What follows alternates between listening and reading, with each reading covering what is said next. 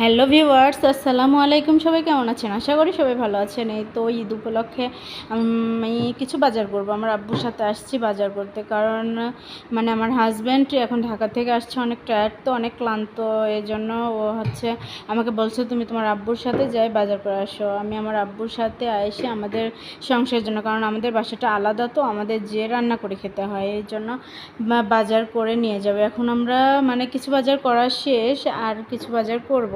তোমার ফাইনালি আমাদের এখন এমনি শুকনো বাজার শেষ। এখন আমরা বাজার করব পেঁয়াজ, রসুন, আলু, এইগুলো বাজার করে নিয়ে যাবো। অল্প অল্প করেই নিব, কারণ আমরা থাকি অনলি 4-5 দিন থাকি এখানে, আর থাকা হয় না। আমি আমার আম্মুর বাসায় বেশি থাকি, এই জন্য বাজার অল্প করেই করব। আর ইয়ানুর আব্বু আমাকে ফোন দিয়ে বলছে যে তুমি তাড়াতাড়ি বের হও, এই জন্য আমি তাড়াতাড়ি বাজারে, আব্বু বলতেছে যে একটু তাড়াতাড়ি করো, তাড়াতাড়ি বাজারটা নিয়ে যে আমি আবার রেডি হব, কারণ ও চলে আসবে।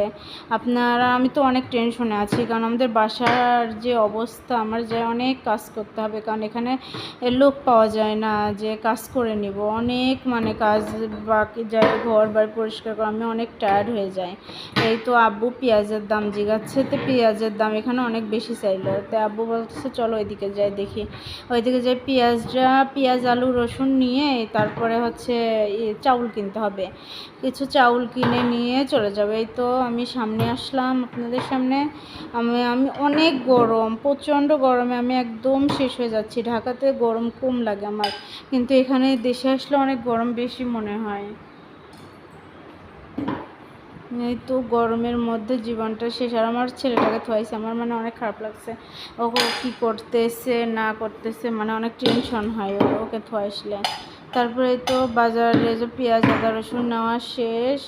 তারপরে এখন টাকা দিয়ে চাউল কিনতে যাব। এই তো চালের দোকানে চলে আসলাম, 5 কেজি চাউল নেব। 5 কেজি চাউল নিব। এই তো আমার বাবুটা খুব জ্বালাচ্ছে, আমি ভয়েস দিচ্ছি তখন খুব জ্বালাচ্ছে।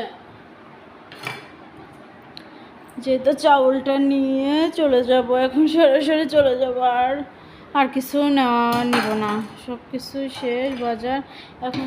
আমি এখন রেডি হব, খাওয়া দাওয়া করবো। আমি এখনও খাই নাই, যে খাওয়া দাওয়া করে আম্মু রান্না করতে চাই, তো রিক্সায় উঠে পড়লাম। আব্বু রিক্সায় তুলে দিয়ে আব্বু বললো আমি একটু বাজার করব দোকানের জন্য, আমার আব্বুর দোকানের জন্য বাজার করবে, তো এই জন্য আমাকে বললো তুমি চলে যাও।